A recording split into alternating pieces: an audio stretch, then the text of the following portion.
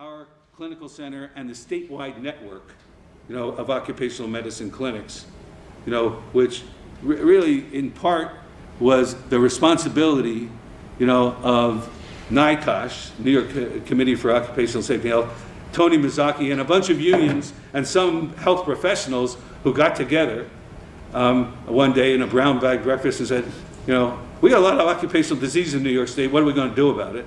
There were a lot of discussions about, sending vans to factory gates, et cetera. But the one really important thing that came out of it as an immediate consequence was that Phil Landrigan and Steve Markowitz did a study of occupational disease burden in New York State, and that was taken by labor, right, to the state legislature, and a certain amount of demands were made on the basis of that report. So we need a network of clinics that don't belong to either the employers or anybody else, right? But they can act in a public health mode, right? That was something that clearly Dr. Selikoff, deeply approved of. He lived to see that develop and grow, right? And its public health orientation was something very much influenced by him. He used to say to me, "Be careful, you're going to drown in clinical work."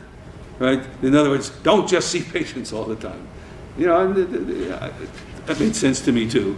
But the fact that we had a clinical center that would see individual workers and use what we learned from seeing them, to figure out ways to prevent the exposures that gave rise to that individual's disease and everybody else in the shop, that orientation, was something that I think reflected his way of looking at things.